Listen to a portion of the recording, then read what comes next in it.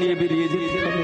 মায়েরা দেখবেন, বাড়ির কন্যাগুলো দেখবেন মাকে ভালোবাসে খুব, কিন্তু বাড়ির প্রত্যেকটি মেয়ে মাকে যতটা ভালোবাসে তার থেকে বেশি বাবাকে অনেক বেশি ভালোবাসে। আর বাড়ির ছেলে তারা বাবাকে যতটা ভালোবাসে তার থেকে মাকে বেশি ভালোবাসে।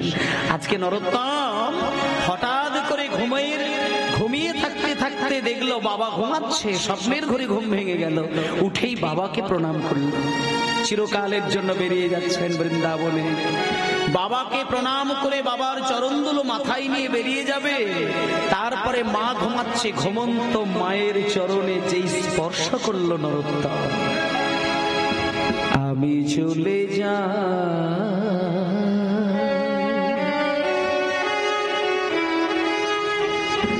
আমি চলে আমি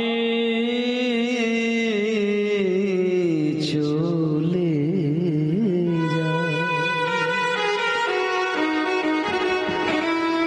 আমি চলে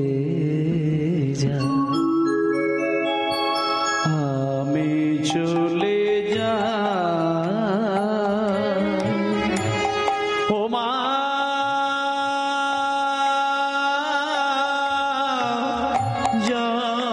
জননী জননী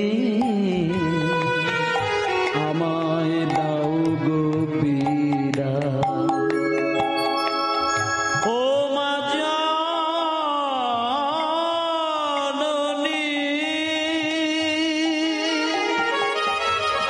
জন্মভূমি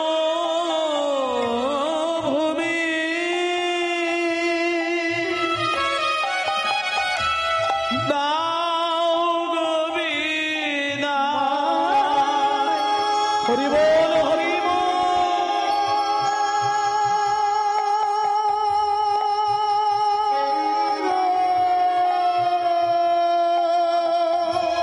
হরি বল।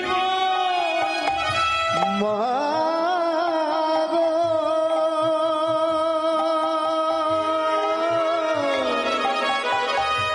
মা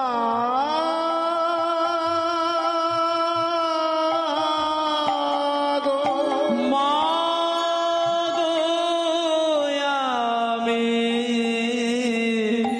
চলে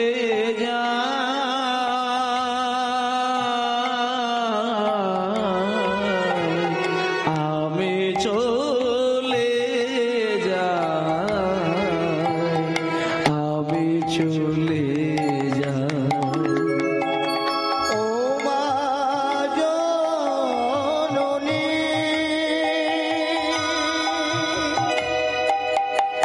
জন্মভূমি।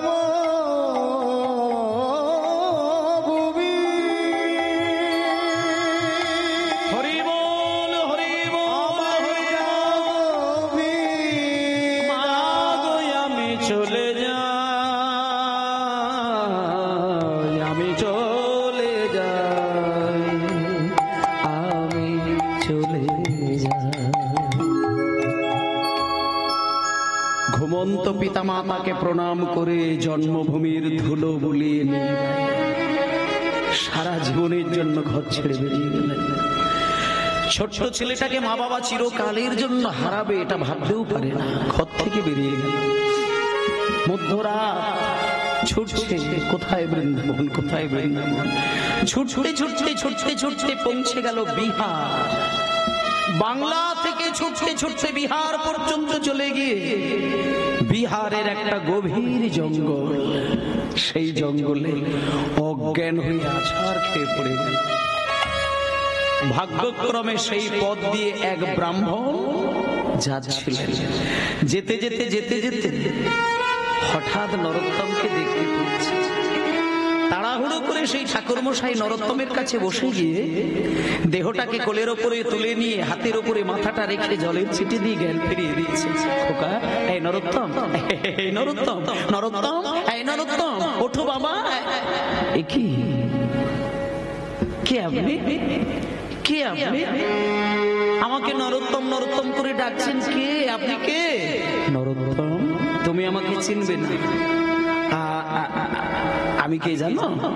আমি হলাম এই গ্রামের একজন ব্রাহ্মণ, গ্রামের ব্রাহ্মণ।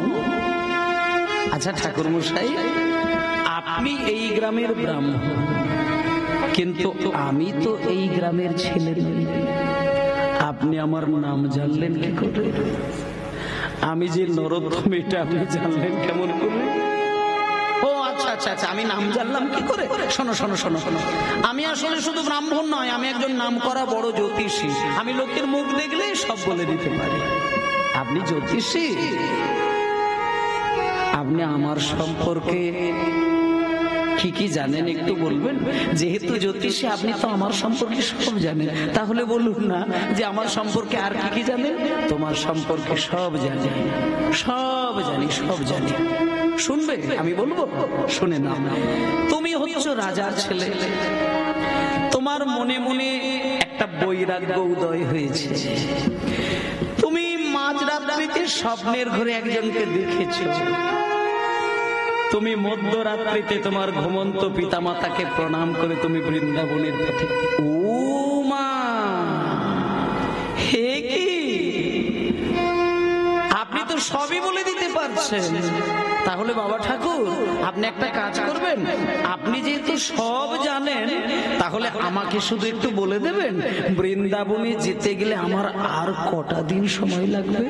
সব বলে দেব, সব বলে দেব। আমার কোলের ওপরে উঠে বসো, আমি তোমাকে পেট ভরে এক ঘটি দুধ খাইয়ে দিই। আমি ঘটিতে করে দুধ নিয়ে এসেছি, এই দুধটা আমি তোমাকে খাইয়ে দেব। এই এক ঘটি দুধ খেয়ে যদি তুমি বৃন্দাবনে যাও, তোমার কোনো কষ্ট হবে না। এসো, আমি তোমাকে দুধ খাইয়ে দিই। নরোত্তমকে কোলে বসিয়ে নিজের ছেলের মতন করে আদর দিয়ে দিয়ে দুগ্ধ পান করিয়ে দিলেন। পেট ভরে দুগ্ধ খাইয়ে দেওয়ার পরে ওই ঠাকুর মশাই বলছেন, খোকারে, আর তোর কিচ্ছু অসুবিধা হবে না। এই নরোত্তম, এইবার তুই সোজা চলে যা বৃন্দাবনের পথ, এই পথ ধরে চলে যা, কেউ তোকে আর কিচ্ছু করতে পারবে না। আমি হরি বলবো আর মদন মোহন হে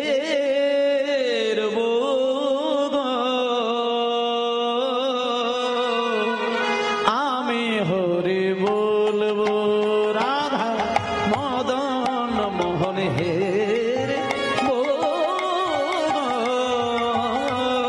আমি হরি, তাই গৌর হরিব রাধা মদন মোহন হে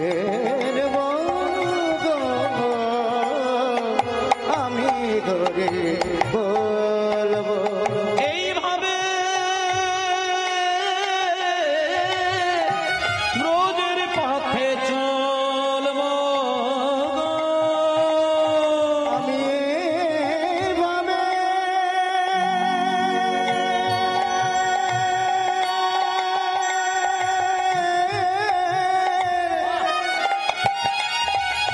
ব্রজের পথে চলবো। আর আমি হরি বলবো রাধা মদন মোহন হে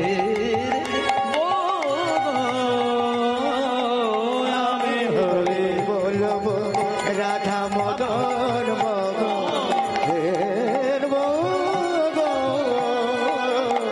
আমি করি বল। আর বৃন্দাবনের রাখাল মেলা সঙ্গেতে বিনোদ খেলা। বৃন্দাবনে রাখাল মেলা সঙ্গে বিনোদ খেলা। কবে তাদের চরণ ধুলা, কবে তাদের চরণ ধুলা, আর কবে তাদের চরণ ধুলা মাখবো গো, কবে তবে তাদের চরণ ধুলা মাখবো গো। আমি হরি বলবো রাধা মদন মোহন হে আমি হরি বলবো রাধা মদন মোহন হে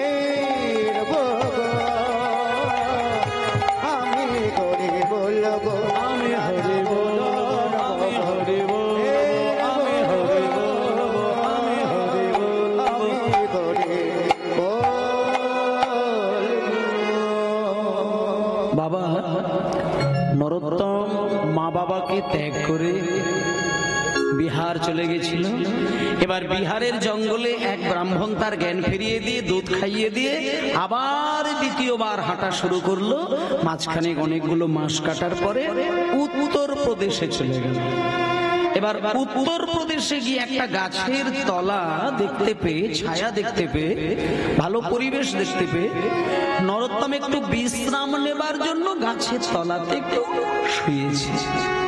আর যেই গাছের তলায় শুতে গেল অঘরে ঘুমিয়ে পড়ল। আর কিছুক্ষণের মধ্যে নরোত্তম একটা স্বপ্ন দেখলেন।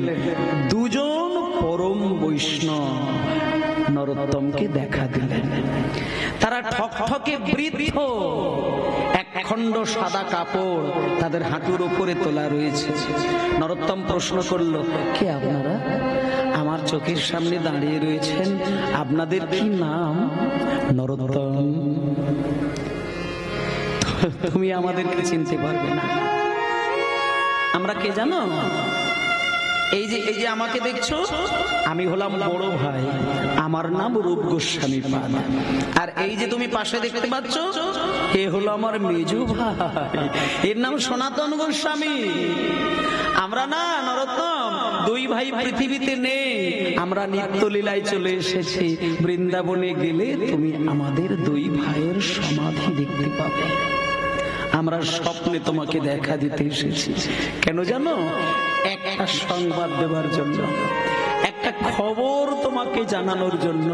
কিছুদিন আগে তুমি বিহারের একটি জঙ্গলে অজ্ঞান হয়ে পড়ে গিয়েছিল, তোমার মনে পড়ছে নরোত্তম? সেই ব্রাহ্মণ তোমাকে জলের ছিটে দিয়ে জ্ঞান ফিরিয়ে দিয়ে কোলে বসিয়ে পেট ভরে দুগ্ধ খাইয়ে দিয়েছিল। শোনো, যে ব্রাহ্মণ তোমাকে কোলে করে দুগ্ধ খাইয়েছিল সেই ব্রাহ্মণ কোন সাধারণ ব্রাহ্মণ নয়। যে ব্রাহ্মণ তোমাকে কোলে করে আদর দিয়ে জ্ঞান ফিরিয়ে দিয়েছিল সেই ব্রাহ্মণ কোন সাধারণ ব্রাহ্মণ নয়। উনি হলেন স্বয়ং চৈতন্য মহাপ্রভু।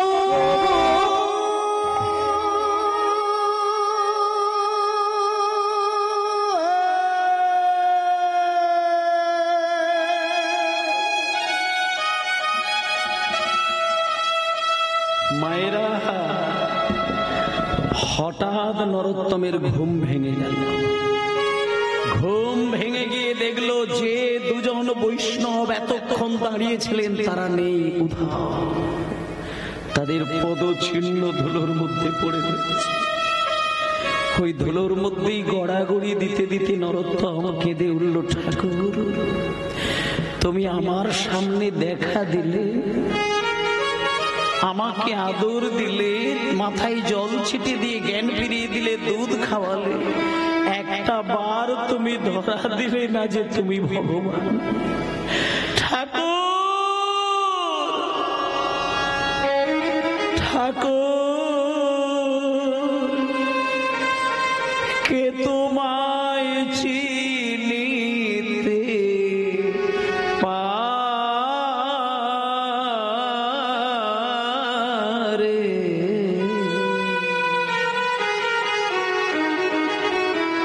তুমি না চিনালে পরে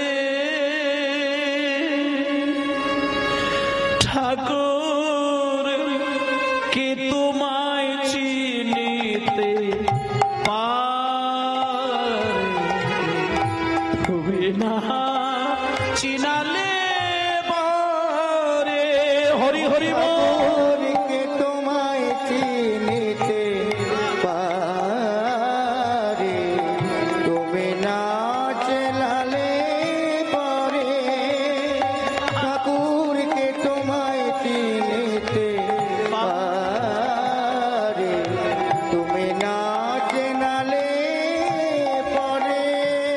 আমার অন্তরে আর বাহিরে বিরাজিছ তুমি,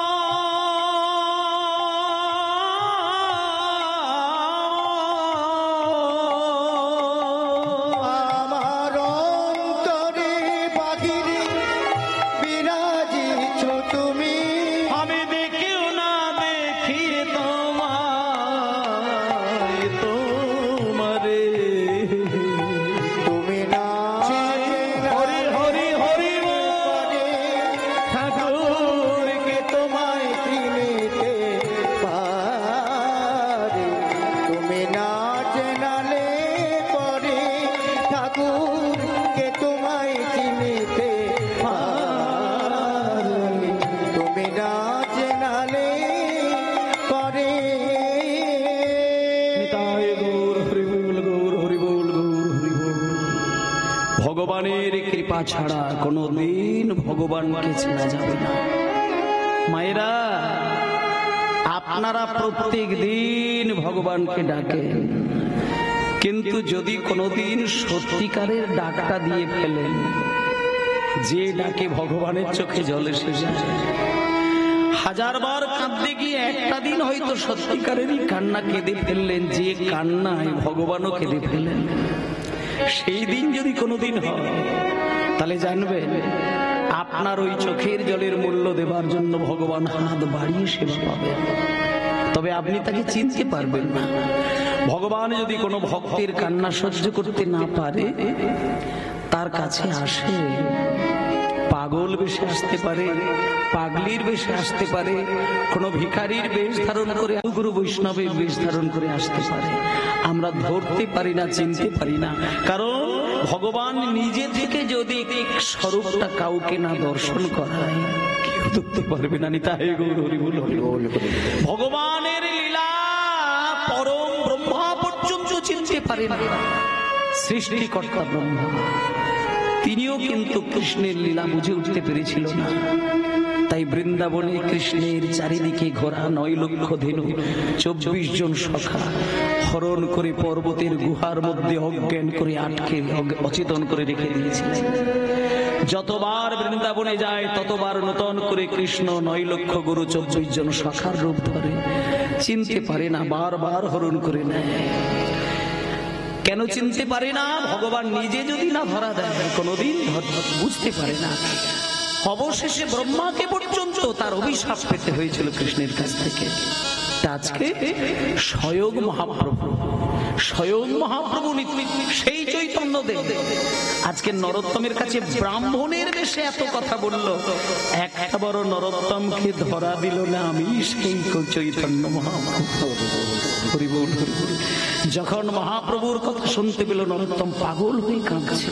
কাঁদতে কাঁদতে ইতিমধ্যে পৌঁছে গেল বৃন্দাবন। বৃন্দাবনে গিয়ে একজন বৈষ্ণবের চরণে নরোত্তম গিয়ে আছাড় খেয়ে পড়লেন। জীব গোস্বামী পাদ কি, জীব গোস্বামী পাদ কি, জীব গোস্বামী পাদ কি।